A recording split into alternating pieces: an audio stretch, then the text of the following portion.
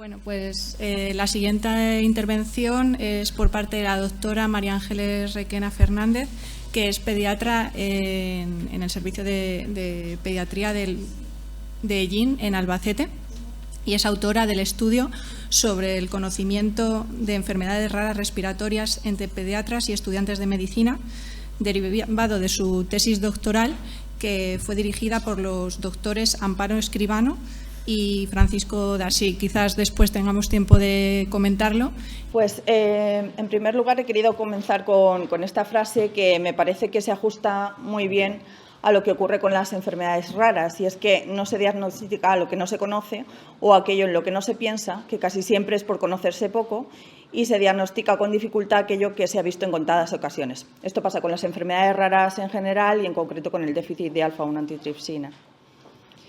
¿Qué sería lo ideal en nuestras consultas de pediatría? Pues como en la foto, ver a los niños con tranquilidad, estudiar bien sus síntomas, valorar qué pruebas complementarias les tenemos que pedir, barajar los posibles diagnósticos, instaurar los tratamientos más ajustados. Pero ¿qué ocurre en la realidad? Pues que las consultas habitualmente, tanto en atención primaria como en hospitalaria, están saturadas, tenemos poco tiempo para cada paciente, tenemos que dominar lo básico de cada subespecialidad y en ese contexto, ¿dónde queda nuestra formación en enfermedades raras? Pues en último término. Lo procrastinamos, sobre todo si no tenemos en nuestros cupos ningún niño con una afectación en concreto.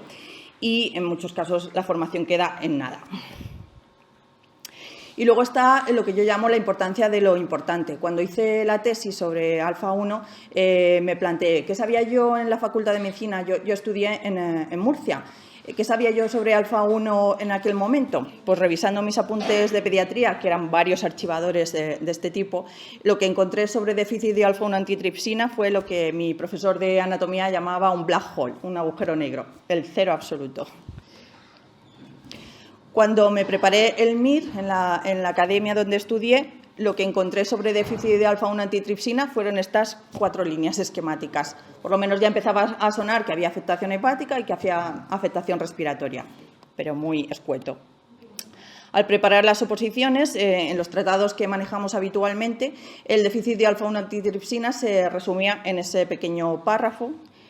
En las oposiciones para pediatría hospitalaria, el déficit de alfa-1 antitripsina venía en esas 2 columnitas pequeñas, pero solamente la afectación hepática. En lo que respecta a la afectación respiratoria de la que yo os voy a comentar, en la parte pediátrica, nada, tampoco.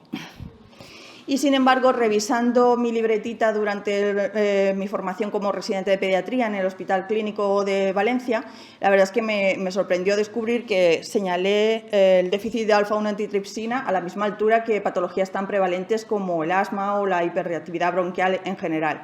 Así que, desde el punto de vista del especialista neumólogo pediátrico, el déficit de alfa-1 antitripsina no es o no debería ser un gran desconocido.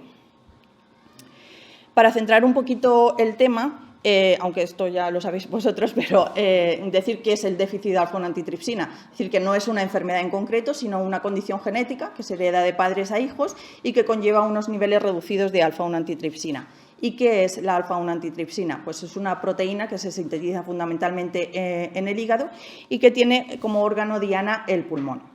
¿Qué función tiene en el pulmón? Pues en el pulmón protege ese tejido frente a las agresiones externas, el humo del tabaco, contaminantes ambientales e infecciones diversas. ¿Cómo se hereda el déficit de alfa-1 antitripsina? Pues para heredarse es una herencia codominante, necesitamos la información del padre y de la madre y tenemos alelos normales, los que designamos con la letra M, y alelos alterados, que designamos con las letras Z, S, F, hay muchos. Si se combina un alelo normal con un alelo alterado, podemos tener niveles de alfa-1 antitripsina bajitos o normales y no tener manifestaciones clínicas, y sin embargo, si se combinan 2 alelos alterados, como todos sabemos, los niveles van a ser mucho más bajos y las manifestaciones van a ser más graves y más precoces. ¿Cómo diagnosticamos esta condición genética? El primer escalón sería la determinación de los niveles de alfa-1-antitripsina. Tenemos que tener unos niveles disminuidos respecto a la normalidad. Después determinamos el fenotipo, si es un fenotipo mixto, MZ, o son homocigotos, ZZ, etc. Y en algunos casos tenemos que estudiar directamente el ADN, el genotipo. El déficit de alfa-1-antitripsina ha sido catalogado como una enfermedad rara y, sin embargo, a nivel mundial tiene una incidencia nada desdeñable. Más de 3 millones de individuos tienen unos niveles disminuidos de esta proteína. Desde el punto de vista clínico, las manifestaciones más importantes van a ser pulmonares, respiratorias, hepáticas y, en menos casos, afectación cutánea en forma de vasculitis o paniculitis. A pesar de esa incidencia nada despreciable, esta es una entidad tremendamente infradiagnosticada y habitualmente los pacientes llegan al diagnóstico tarde, obviando los beneficios que un diagnóstico precoz podrían tener sobre este tipo de pacientes. Destacamos de nuevo el concepto de la importancia de lo importante y reseñar lo valioso que es la creación de asociaciones de pacientes como Alfa-1 España, que se creó, si no tengo mal el dato, Mariano Pastor, en el año 99, en un intento de apoyar a todos los pacientes recién diagnosticados en la búsqueda de información, contactar con especialistas de referencia, acompañarlos en su día a día y poner todos los medios posibles para llegar a un diagnóstico precoz, reducir las complicaciones que van a desarrollar al cabo del tiempo y, en general, mejorar su calidad de vida. Cuando hice esa diapositiva sobre Alfa-1 España, me vino a la mente que la unión hace la fuerza y que, pues, y por asociación de ideas, me vino a la mente también los 3 mosqueteros y pensé, pues todos para Alfa-1 y Alfa-1 para todos, que, pues mira, podría ser un eslogan para la asociación si le pedimos permiso a Alejandro Dumas. También en enfermedades con tan poca prevalencia son muy importantes los registros de pacientes, en concreto el registro español. Tomo aquí una frase del presidente Mariano Pastor, es que sin registro de pacientes no hay investigación y si no se investiga, pues nunca vamos a encontrar la cura. Los registros de pacientes ponen todos los medios para que los profesionales tengan la máxima información sobre la patología, ver si sus pacientes cumplen las condiciones para acceder al tratamiento. Desde el punto de vista clínico, ya hemos comentado que el déficit de alfa-1-antitripsina tiene fundamentalmente afectación hepática y afectación respiratoria, en menor medida afectación cutánea. ¿Cómo causa daño en los tejidos el déficit de alfa-1-antitripsina? Pues, en primer lugar, por acúmulo de polímeros no activos en el hígado. Como la proteína se sintetiza de una forma diferente, su configuración en el espacio no es la adecuada, no puede pasar correctamente al torrente sanguíneo y se acumula en el interior de las células hepáticas, causando inflamación, hepatopatía y, en último término, como ha dicho la doctora Hierro, pues cirrosis, una evolución fatal. Como no sale al torrente sanguíneo, pues el pulmón, que es su órgano diano, que está ahí esperándolo con los brazos abiertos, no se ve beneficiado de su protección. El daño a nivel pulmonar se basa en un desbalance entre la actividad de las proteasas y las antiproteasas. Las proteasas son unas enzimas, unas proteínas que existen en el pulmón y que se encargan de eliminar todo el detritus que se origina en este tejido, combatir las infecciones, luchar contra contaminantes ambientales. Yo, como ahora estoy retomando la visión de la serie Érase una vez la vida con mi hijo, pues me imagino a esas proteasas como unas limpiadoras compulsivas que se dedican ahí a limpiarlo todo. Y el alfa-1-antitripsina tiene una actividad antiproteasa, controla la actividad de las proteasas. Digamos que les dicen, vale, limpia, pero hasta cierto tiempo, porque pues terminan cargándose las paredes pulmonares y desembocando en la aparición del enfisema pulmonar.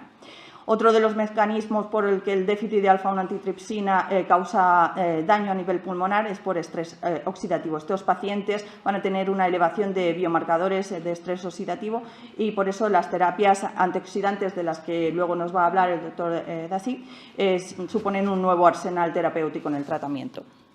Todos estos fenómenos de daño pulmonar van a ser más graves, más intensos y más precoces cuanto mayor sea el déficit de alfa-1-antitripsina, y esto está vinculado con el genotipo que tenga el paciente.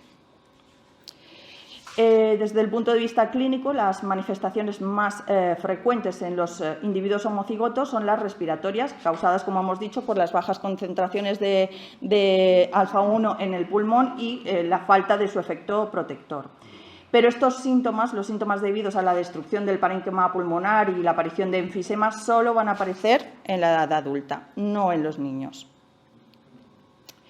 En los adultos, hasta un 80% de los homocigotos sabemos que desarrollan enfermedad pulmonar crónica en la edad adulta, siempre mucho más precoz en los fumadores, hasta 10 años más precoz en los fumadores respecto a los no fumadores. Del total de pacientes con EPOC se calcula que hasta un 2% presentan déficit de alfa-1 antitripsina y en las formas graves y más precoces de enfisema un 18% tienen déficit de alfa-1. ¿Pero qué sucede en los niños? En los niños no vamos a tener síntomas respiratorios debidos al déficit de alfa-1 antitripsina, pero todas las asociaciones científicas nos recomiendan solicitar alfa-1 antitripsina en el panel de pruebas que pedimos a la hora de evaluar un paciente con síntomas pulmonares no explicados. ¿Por qué? Pues no es por una relación directa causa-efecto. Es decir, si en un paciente que estamos estudiando por unos síntomas respiratorios que no tenemos un diagnóstico claro, encontramos un déficit de alfa-1 antitripsina, no le tenemos que echar la culpa al déficit de alfa-1 antitripsina de sus síntomas. De hecho, se dice que el riesgo de desarrollar, por ejemplo, asma en pacientes con DAT no es mayor respecto a la población general. Sin embargo, los pacientes asmáticos que además asocian déficit de alfa-1 antitripsina sí que tienen más probabilidades a tener una peor progresión en su enfermedad y una función pulmonar más reducida si no tratamos correctamente su asma. El mejor estudio que se ha hecho sobre síntomas respiratorios y población pediátrica en pacientes con déficit de alfa-1 antitripsina se hizo en Suecia entre los años 72 y 74 y se estudiaron unos 200.000 recién nacidos por cribado neonatal. Y después de la identificación de los homocigotos ZZ y los heterocigotos SZ, se vio que no había diferencia significativa en lo que respecta a síntomas respiratorios. Presentaban ausencia de síntomas respiratorios igual que la población general. Al estudiar su función pulmonar mediante espirometría, inicialmente no encontraban diferencias, pero ya en la adolescencia tardía, entre los 16 y 18 años, los pacientes con déficit de alfa-1 antitripsina, que además combinaban asma, sí que mostraban signos de atrapamiento aéreo que ya eran irreversibles. A los 18 años de esta población estudiada, un 6% eran fumadores, frente a un 17% de adolescentes en la población general que también eran fumadores. Pues en esos fumadores con déficit de alfa-1 antitripsina ya se veía una peor función pulmonar y una mayor incidencia de sintomatología respiratoria, en forma de sibilantes o expectoración. Resultados similares se obtuvieron en un estudio en Estados Unidos con 22 adolescentes afectos de déficit de alfa-1 antitripsina, también detectados por cribado neonatal. En todos ellos la función pulmonar al estudiarla fue normal, salvo en dos que tenían un asma leve pero que se controlaba muy bien con tratamiento correcto. Se volvió a repetir la función pulmonar de estos pacientes a los 5 años y se vio que en todos era normal. De modo que la conclusión que tenemos que sacar sobre la afectación respiratoria en población pediátrica afectada de DAT es que en niños y adolescentes su función pulmonar va a ser completamente normal y no van a tener manifestaciones respiratorias achacables al déficit de alfa-1 antitripsina. Sin embargo, cuando pasan a la adolescencia y ya son adultos jóvenes, el tabaco, contaminantes ambientales sí que pueden propiciar el inicio de enfisema. Y los cambios en la función pulmonar que objetivamos a través de espirometría van a suceder habitualmente a partir de los 25 años.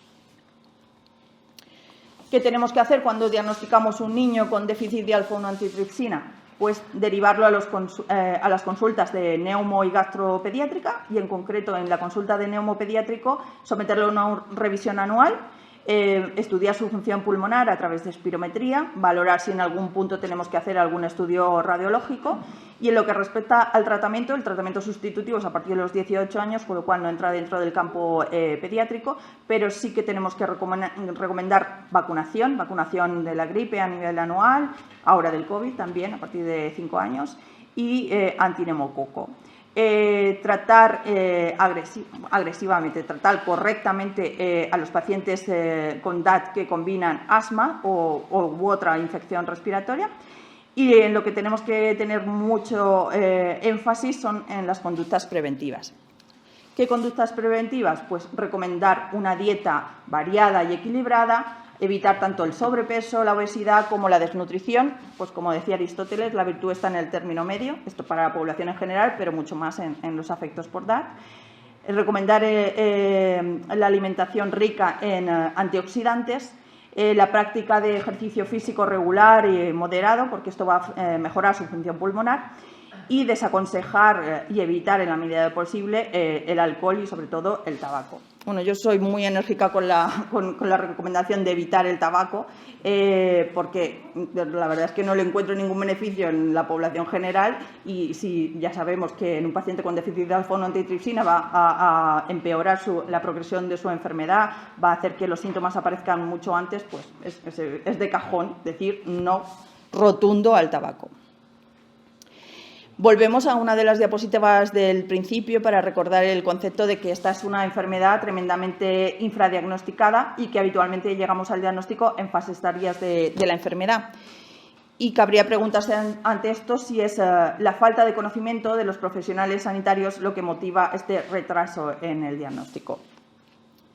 Como el diagnóstico tardío impide la adopción de medidas preventivas en etapas precoces de la enfermedad, cuando todavía no ha causado daño, ese conocimiento deberíamos exigirlo a los profesionales que tratan a estos pacientes en su infancia, o sea, a los pediatras. Y además, yendo más hacia atrás, hacia la formación, también deberíamos exigirlo a los estudiantes de medicina. Esto es lo que motivó este estudio, que evaluaba cuál era el grado de conocimiento de enfermedades raras respiratorias entre profesionales sanitarios y entre estudiantes de medicina. Estudiamos tanto el déficit de alfa-1 antitripsina como otra enfermedad rara, que es la discinesia cineal primaria. Se diseñó un estudio en el que la población a encuestar, a analizar, eran las sociedades valencianas de pediatría, englobada por pediatras generales, las sociedades de neumología y gastroenterología pediátricas españolas y los estudiantes de sexto de medicina de la Facultad de Valencia. A todos ellos se les pasó un cuestionario online cuyos datos se iban volcando en una plataforma web y la recogida de datos se completó con una serie de encuestas presenciales en congresos de todas estas sociedades. A los miembros de la Sociedad de Gastroenterología Pediátrica se les pasó únicamente un cuestionario sobre el déficit de alfa-1 antitripsina y al resto de pediatras y estudiantes de medicina un cuestionario sobre las dos enfermedades raras, el déficit de alfa-1 y la discinesia ciliar. Este es el pequeño, entre comillas, examen que hacíamos sobre el déficit de alfa-1 antitripsina. Las respuestas correctas son las rojas. Preguntábamos tanto sobre las manifestaciones clínicas que nos deberían hacer sospechar de la enfermedad, el fenotipo más frecuente, el fenotipo más grave y cuál es el manejo diagnóstico y terapéutico de este tipo de pacientes en la edad pediátrica. Conseguimos 193 encuestas de pediatras generales, 123 de neumólogos pediátricos, 166 de gastroenterólogos pediátricos y 136 de estudiantes de medicina. La mayoría de los pediatras tenían una experiencia considerable, más de 5 años de ejercicio profesional y muchos de ellos más de 15 años de ejercicio profesional. En lo que respecta al centro de trabajo, la mayoría de los pediatras generales trabajaban en centros de salud, mientras que la mayoría de los neumólogos y gastroenterólogos pediátricos de nuestra muestra trabajaban en hospitales públicos terciarios.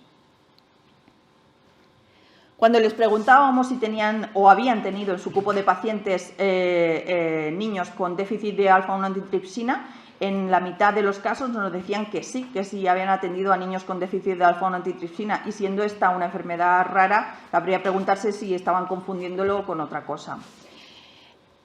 Había unanimidad en considerar que el neumólogo infantil era el profesional más indicado para el diagnóstico del déficit de alfa-1 antitripsina por toda la población que encuestamos. contrasta bastante el hecho de que nos hayan dicho que sí que manejamos niños con déficit de la alfa-1 antitripsina y, sin embargo, no conocían si habían o no centros de referencia para esta patología en la mayoría de los encuestados, como se muestra aquí. Y también había un gran desconocimiento de la existencia del registro español de déficit de alfa-1 antitripsina. Cuando les preguntábamos qué autoconcepto tenían sobre su conocimiento sobre el DAT, tanto los pediatras generales como los estudiantes de medicina eran modestos y decían, vale, sí, sé que existe la enfermedad, pero los especialistas pediátricos, neumólogos y gastroenterólogos decían que conocían perfectamente el procedimiento para su diagnóstico. Y aunque esto no se corresponde con los resultados que obtuvimos finalmente, pues oye, tienen autoestima y se consideran muy bien. Porque en ese examen que les pasamos en lo que respecta a manifestaciones clínicas, muy pocos pediatras y testimonialmente algún estudiante de medicina sabía cuáles eran las manifestaciones clínicas correctas y muy pocos neumólogos infantiles y gastroenterólogos pediátricos contestaban correctamente. Sí que había más aciertos en la parte de genética, sobre todo en pediatras y especialistas pediátricos. Los estudiantes de medicina tampoco conocían bien ese dato. Y donde fracasaban todos ellos, tanto pediatras como especialistas pediátricos, era en el tratamiento, en manejo de los pacientes con DAT. Muy pocos sabían la mayoría o la totalidad de las respuestas correctas en nuestro test. De ese examen, como os hemos dicho, con una puntuación total de 7 y estableciendo el aprobado en un 3,5, en la mitad, vemos que todos suspenden, nadie llega al 3,5, siendo los estudiantes de medicina los que obtienen los resultados más bajos, sacan un menos 0,5, o sea, nos deben puntos todavía, y el neumólogo infantil el que obtenía una puntuación media más cercana a esa nota de corte, pero que tampoco aprobaba. De modo que las conclusiones que obtuvimos de este estudio es que el grado del conocimiento del déficit de alfa-1 antitripsina por profesionales sanitarios y estudiantes de medicina era bajo, sobre todo en lo que respecta al tratamiento. Los neumólogos infantiles son los más preparados en esta patología. Nuestra población analizada tiene una experiencia media considerable, más de 5 años, y estos eran los que obtenían los resultados más altos. No había una correspondencia entre el autoconcepto de lo que sabían del déficit de alfa-1 antitripsina y el conocimiento real. Y tampoco encontramos una relación significativa entre el centro de ejercicio profesional y el conocimiento real de estas dos patologías objetivado por ese test que diseñamos. Los estudiantes de medicina son los que obtenían los resultados más bajos, demostrando que tenían un conocimiento nulo o muy pobre sobre el déficit de alfa-1 antitripsina, y cabría preguntarse si esto se va a resolver durante la residencia, y por los datos que tenemos en nuestro estudio parece que no, porque no encontramos una relación significativa entre el centro de ejercicio profesional y el grado de conocimiento de déficit de alfa-1 antitripsina. Por eso es muy importante incluir la formación en enfermedades raras en los programas formativos de las universidades de medicina. En 2015, en la Facultad de Medicina de Valencia se creó una asignatura que aborda este tema, aborda las enfermedades raras, en un intento de que ya no sean tan desconocidas y no forman parte de la letra pequeña de nuestros programas formativos. Y ya está. Muchas gracias por su intervención.